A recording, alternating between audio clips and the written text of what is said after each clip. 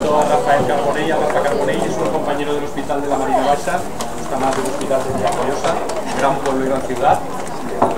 Y vamos a hablar en este módulo de fármacos, de dos fármacos, uno será el rivaroxaban y el otro el dabigatran.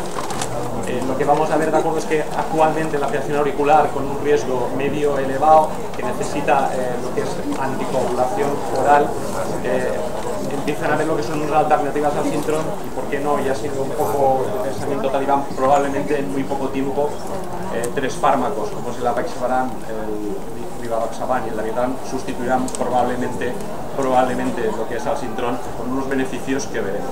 La pregunta que le hacemos es, en este fármaco en concreto, es qué ventajas son las que le ve, de acuerdo, el doctor Carbonell, y veremos más adelante, de acuerdo, con otro anticoagulante, qué ventajas se le ve otro compañero. Muy bien, os dejo con Rafael. Muchas gracias. Bueno, como Kevin bien ha dicho, la idea es hacer una visión general de lo que es el rivaroxaban y las ventajas que nos puede ofrecer en el manejo de la terapéutica de los pacientes que tenemos. Bien, sabéis que el rivaroxaban, al igual que el dabigatran, forma parte de estas nuevas moléculas que están saliendo y las que, como dice Pérez, van a salir más adelante. Muchos de ellos están todavía en fase de estudio, terminando los resultados. El rivaroxaban ya tiene estudios con resultados completados y forma parte de los anticoagulantes que tienen una acción directa sobre un factor específico dentro de la cascada de coagulación, a diferencia de las heparinas bajo peso molecular y los anticoagulantes clásicos que sabéis tienen efectos sobre varios de los componentes. El desarrollo clínico del rivaroxaban está basado en estos estudios que veis aquí señalados. Dos de ellos, el RECORD y el Magellan, están relacionados con indicaciones agudas del rivaroxaban, en situaciones agudas, recientes. En concreto, el RECORD, que es el más importante, es la prevención de la enfermedad tromboembólica en cirugía electiva de cadera y de rodilla. De hecho, esta es la única indicación todavía que tiene aprobada con permiso para comercialización. Aunque sí que es verdad que los otros estudios están saliendo ahora ya los resultados y están pasando sin ningún tipo de problema, como veréis ahora por los resultados, las aprobaciones para seguir comercializándolos. Vamos a señalar solamente los principales, los que nos van a aportar más significado. El RECORD está constituido por 4 estudios, ¿de acuerdo?, donde veis que se confrontan tratamientos de rivaroxaban en 10 miligramos en dosis única diaria frente a diferentes posologías de tratamiento con heparina de bajo peso molecular. El objetivo es evaluar la efectividad del rivaroxaban en la prevención de la enfermedad tromboembólica en estos pacientes sometidos a cirugía. En los 4 estudios, los resultados han demostrado que el rivaroxaban es superior en cuanto a efectividad en esa prevención, ¿de acuerdo?, manteniendo siempre los márgenes de seguridad en donde es equiparable a la utilización con la enoxaparina. Lo hemos utilizado también, incluso se ha utilizado con el placebo. Veis que tiene diferentes tiempos de utilización en función de los criterios del estudio, pero siempre ha demostrado la superioridad. El siguiente estudio en los que se ha hecho una evaluación de la utilidad de rivaroxaban es el programa Einstein, que, como veis, consta de 3 estudios distintos. Uno de ellos es sobre pacientes con diagnóstico de trombosis venosa profunda sin embolismo pulmonar.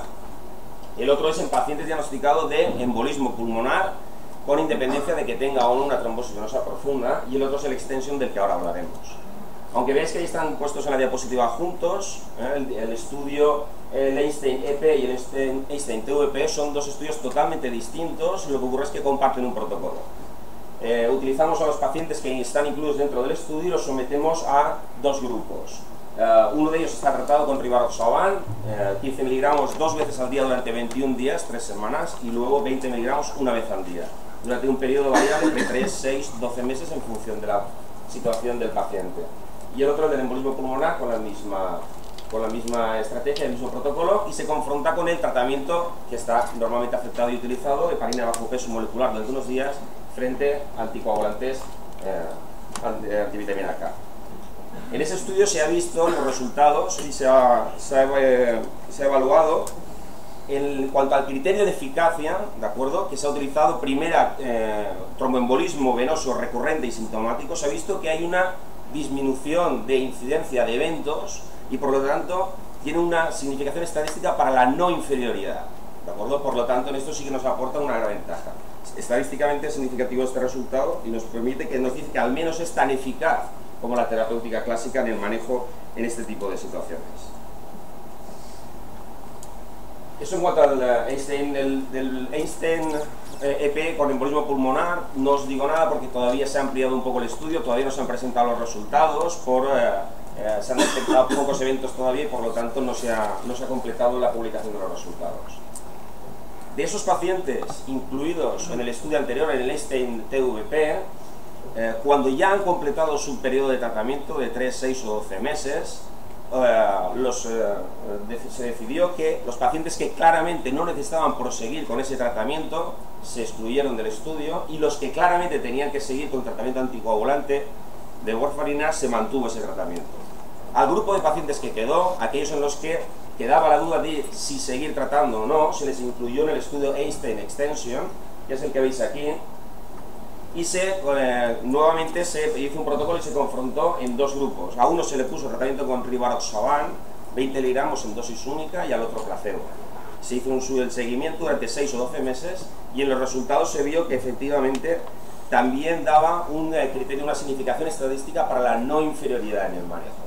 Por lo tanto, de este estudio anterior se puede concluir que el rivaroxaban es al menos tan eficaz como las terapéuticas establecidas y conocidas con warfarina en el manejo y en el control, no solo del tratamiento, sino en la prevención secundaria y en el tratamiento de mantenimiento de los pacientes con este tipo de situaciones. Y el tercero, y quizá el más interesante, un poco también a tenor de lo que comentaba antes Teresa Lozano, es el estudio ROCKET. Este estudio ROCKET tiene como objetivo evaluar la efectividad del tratamiento del rivaroxaban en aquellos pacientes con diagnóstico de fibrilación auricular no valvular, ¿de acuerdo?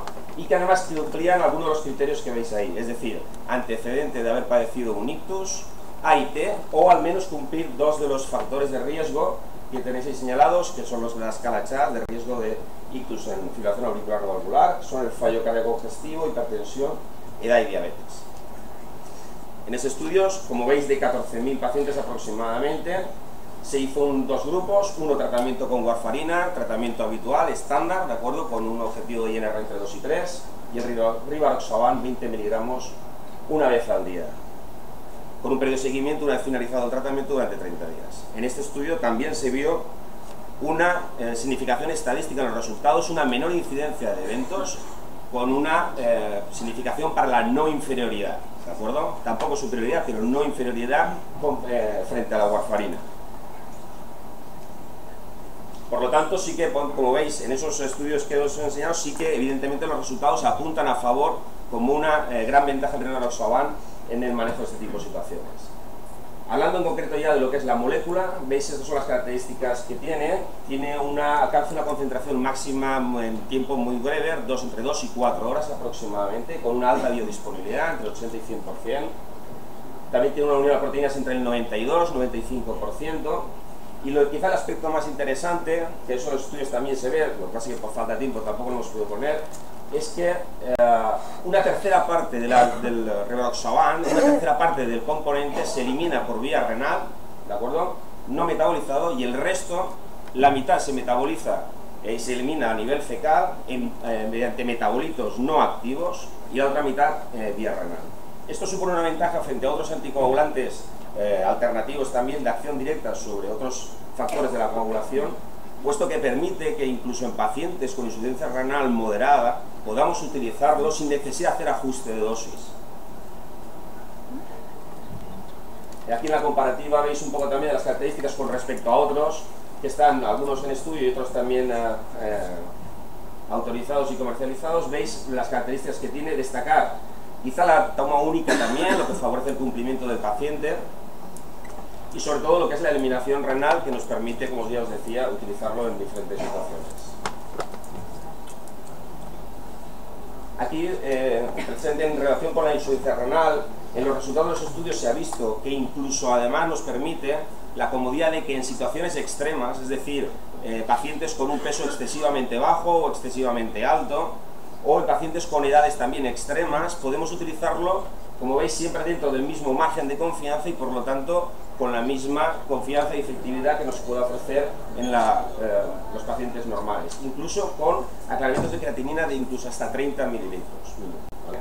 Por lo tanto supone una ventaja. Esto hace que no necesita ajuste de dosis en insuficiencia renal, no necesita ajuste de dosis en ancianos, ni en pesos extremos, ni tampoco en hepatopatías, aunque sea hepatopatía moderada.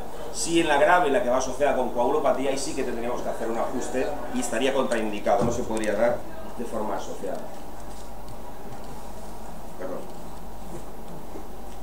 En cuanto a interacciones, como veis, sí que hay algunos fármacos con los que produce, sobre todo con lo que es la aspirina, el clopidogrel, un leve aumento del efecto anticoagulante, pero bien es verdad que clínicamente no reporta un aumento de los eventos adversos en cuanto a sangrados, y además no produce alteración de lo que son plaquetarias, no produce alteración en el número en el recuento plaquetario. Por lo tanto, podemos darlo con seguridad asociado con esos fármacos, incluso con la enoxaparina.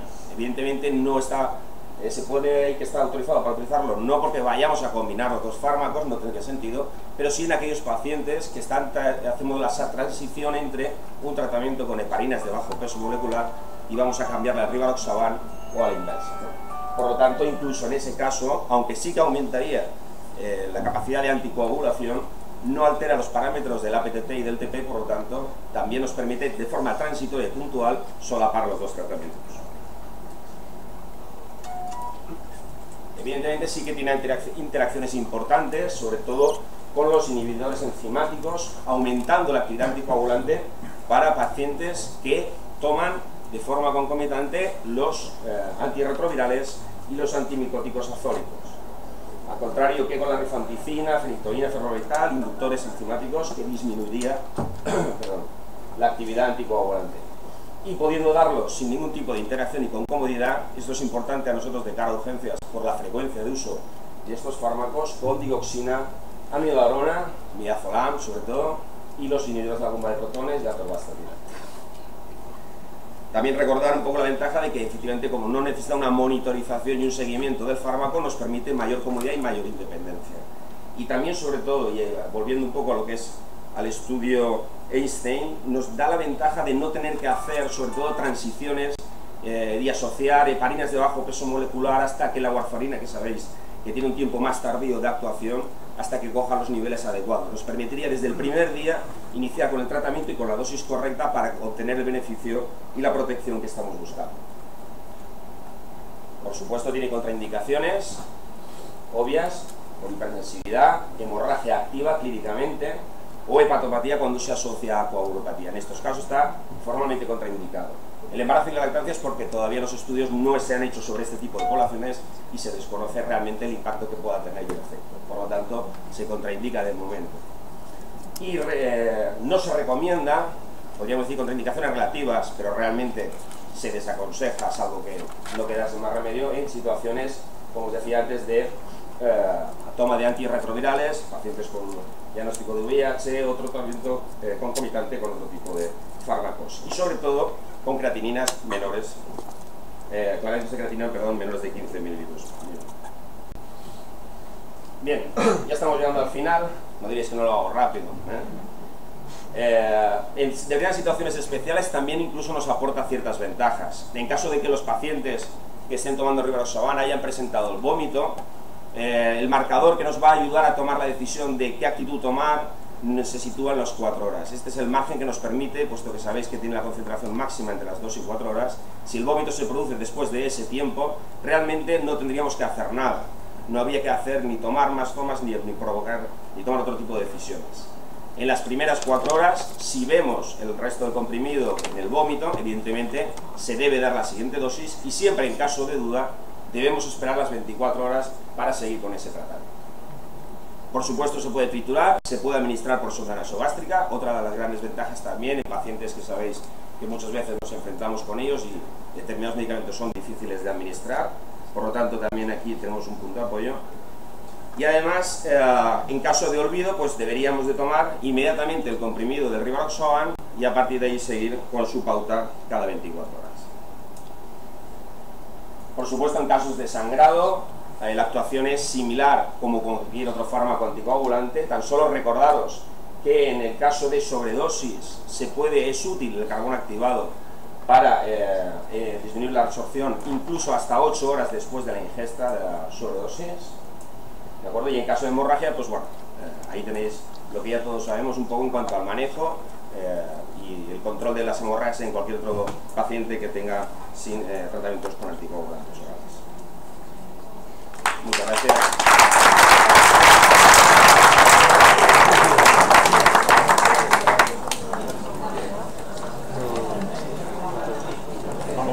Vamos un pelín retrasados. Los últimos 3 compañeros lo van a hacer una